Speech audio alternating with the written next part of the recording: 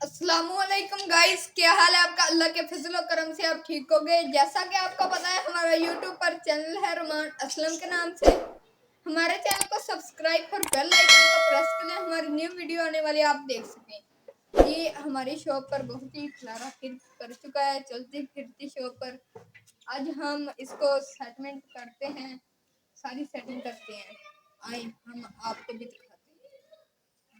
मैं किसी आम आदमी की बात नहीं कर रहा, फिर कहता हूं उस बंदे की बात कर रहा हूं जिन्होंने कुरान पाक के बाद वो किताब लिखी जिसे उम्मत ने सबसे सही किताब बयान किया। इमाम बुखारी के खिलाफ लोग इतने हुए, बादशाह को जाके शिकायतें लगाई और बादशाह ने कहा आज के बाद कोई बुखारी के मदरसे में दर्स में हदीस पढ़ने ना जाए।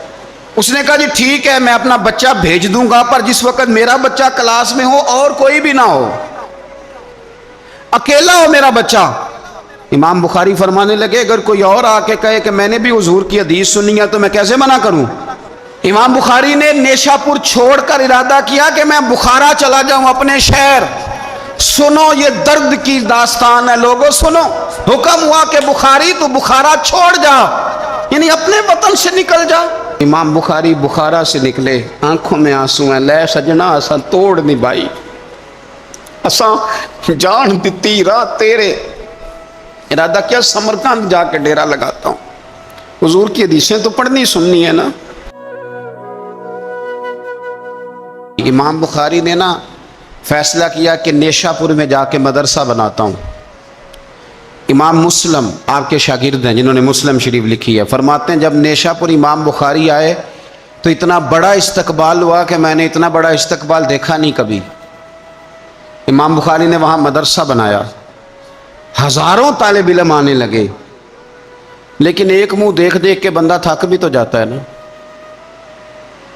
शुरू शुरू में बड़े ज़ौक से लोग आते हैं, फिर उन्हें कमज़ोरियां नज़र आनी शुरू हो जाती हैं।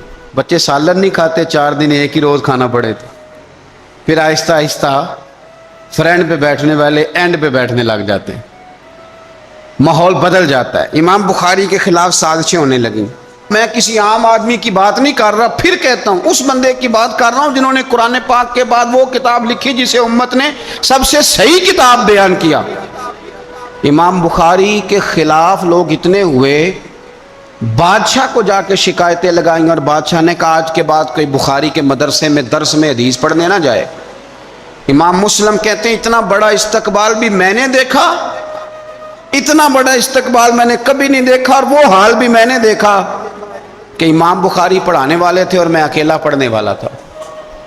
सारी उम्र ही आटा गुद्दा है, लखां कीते नहीं पेड़े, अब वक़्त आया ही ते मोहम्मद बख्शा कोई नहीं हो बैठा नेड़े। किधर गए इश्क के दावे, किधर गए वफा के जज्बे, किधर गए वो गुलामी की बातें, कहाँ गए वो लोग जिन्होंने कहा था कि साथ जिएंगे साथ मरेंगे, तादमे आखिरी वफा करेंगे। चले जाते हैं लोग, मेयार बदल जाता है, सोच बदल जाती है, कहानियां बना लेते हैं, ज़हन बना लेते हैं। इमाम बुखारी ने नेशापुर छोड़कर इरादा किया कि मैं बुखारा चला जाऊं, अपने शहर। सुनो ये दर्द की दास्तान है लोगों, सुनो। उस बंदे की बात कर रहा हूं जिसका नाम जपती है दुनिया। इमाम बुखारी बुखारा है, फिर बड़ा इस्तकबाल हुआ, फिर बहुत बड़ा मदरसा बन गया। ये वो बंदा है जिनके बारे में नबी पाक अलैहिस्सलाम फरमाते हैं उसे मेरा सलाम कहना। ये वो शख्स है कि शेख अबू जैद कहते हैं मैंने ख्वाब देखी तो हुजूर ने फरमाया मुझे कब तक शाफी की किताबें पढ़ते रहोगे, मेरी किताब क्यों नहीं पढ़ते। या रसूल अल्लाह सल्लल्लाहु अलैहि वसल्लम मैं सदके जाऊं, कुर्बान जाऊं, मैं लफ्जों पे वारू जाऊं, सोने आपकी किताब कौन सी है। फरमाया बुखारी शरीफ पढ़ा करो, वो मेरी किताब है। जिनकी लिखी किताब को मेरे महबूब कहे मेरी किताब है। बुखारे में बड़ा इस्तकबाल हुआ, लेकिन फिर बुखारे के सरबराह ने कहा, सरदार ने कहा, खालिद बिन ज़हली जो अमीर था बुखारे का, इमाम बुखारी का तो ख्याल था मैं अपने शहर आ गया हूँ। उसने कहा जी मेरे बच्चे को घर आके पढ़ाया करें। आप फरमाने लगे ये नबी पाक की हदीसें मैंने रुसवा नहीं कर सकता, जहाँ सारे लोग बैठते हैं तेरा बच्चा भी वहाँ बैठे। लोगों को पता ही नहीं लोग किस तरह की साजिशें करते हैं। उसने कहा जी ठीक है, मैं अपना बच्चा भेज दूंगा, पर जिस वक्त मेरा बच्चा क्लास में हो और कोई भी ना हो, अकेला हो मेरा बच्चा। इमाम बुखारी फरमाने लगे अगर कोई और आके कहे कि मैंने भी हुजूर की हदीस सुनी है तो मैं कैसे मना करूं। ساروں کے بیچ بیٹھ کے پڑھے. یہ حضور کے دین کا فیض ہے, یہ بڑا وسیع ہے, جو آئے گا ملے گا. اس نے آپ کے خلاف فتوے لینے شروع کر دیے. ہاں ہاں, جانے کب مار دے کوئی مجھے کافر کر کے, شہر کا شہر مسلمان بنا بیٹھا ہے. فتوے لینے شروع کر دیے. امام بخاری کے خلاف سازش ہوئی, حکم ہوا کہ بخاری تو بخارا چھوڑ جا, یعنی اپنے وطن سے نکل جا. اپنے وطن میں بے وطن ہو گئے امام بخاری. نیشا پور والوں نے نکالا تو بخارا آئے. اس نے حکم دیا تو امام بخاری بخارا سے نکلے, آنکھوں میں آنسو ہیں. لے سجنا اساں توڑ نہیں بائی, اساں جان دیتی رات تیرے. ارادہ کیا سمرقند جا کے ڈیرا لگاتا ہوں. حضور کی حدیثیں تو پڑھنی سننی ہے نا یارو. بڑی تکلیف میں آ جاتے ہیں کئی دفعہ دیندار لوگ, بڑی اپنے بھی کئی دفعہ اپنے بھی شکایت کر دیتے ہیں, اپنے بھی پیچھے پیچھے ہونے لگتے ہیں. آپ یقین کریں کئی دفعہ دل کرتا ہے یار سارے باتیں کرتے تیری نہیں بنتی تھی, تو نہ کرتا. ایک عالم کہا کرتے تھے ایک دفعہ کہ کسی ماں کے بیٹے نے ماں کو تانا دے دیا تو ماں رو پڑی اور کہنے لگی پتر درانیاں کہنیاں تے بندہ سی, ننانا کہنیاں تے بندہ سی, تو تے میرا اپنا سے. اور یہ اپنے کئی دفعہ اس طرح کی بات کرتے ہیں کہ وہ کانوں سے ٹکرا کے نہیں گزرتی, وہ تیزاب کی طرح رک جاتی ہے, چھلنی ہو جاتا ہے وجود کہ یہ اس نے کہا ہے, اس نے, میرے اپنے نے. امام بخاری بخارا سے روتے ہوئے نکلے, سمرقند جاتا ہوں. پتہ چلا کہ سمرقند جانے سے پہلے ہی کچھ لوگ کہہ رہے ہیں جی دیکھو ان کے اپنوں نے نہیں رکھا, پتہ نہیں کیا حال ہے. امام بخاری رستے میں ایک چھوٹی سی بستی تھی خرتنگ, وہاں رک گئے. سنو یارو, پھر کہتا ہوں اس بندے کی بات سنا رہا ہوں جو اس ہمت کو سب سے قیمتی کتاب دے گیا. امام بخاری خرتنگ میں تھے, 62 سال عمر, سفید داڑھی, رو پڑے. اللہ میں نے ساری زندگی تیرے نبی کی حدیثیں جمع کی ہیں, اے میرے مالک تیری زمین بڑی وسیع ہے پر بخاری پر تنگ ہو گئی ہے, میرے اوپر رحم کر دے. امام بخاری نے وہاں دعا فرمائی, دوپہر کو دعا فرمائی, شام کو بیمار ہوئے, رات کو وصال ہو گیا. لے او سجنا اساں توڑ نہیں پائی, اساں توڑ نہیں پائی تے جان دیتی رات تیرے. مجھے کہہ لینے دیں, مجھے کہہ لینے دیں, مجھے کہہ لینے دیں, بے قدراں کچھ قدر نہ جاتی. او کیتی خوب تسلی ہو, دنیا دار پجاری زر دے کتیاں دے گل ٹلی ہو. او بک بک روسن اکھیاں تکیو ویکھ حویلی کلی ہو. تے کوچ نصیر اسان جدوں کیتی, کوچ نصیر اسان جدوں کیتی, پھر پہ جانی تھر تھلی ہو.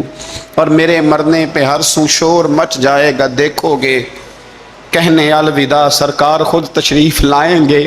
ایک بندہ کہتا میں نے رات کو خواب دیکھا کہ نبی پاک صحابہ سمیت کھڑے ہیں, کسی کا انتظار ہو رہا ہے. میں نے عرض کی سونیا میں قربان جاؤں, یہاں کیوں کھڑے ہیں؟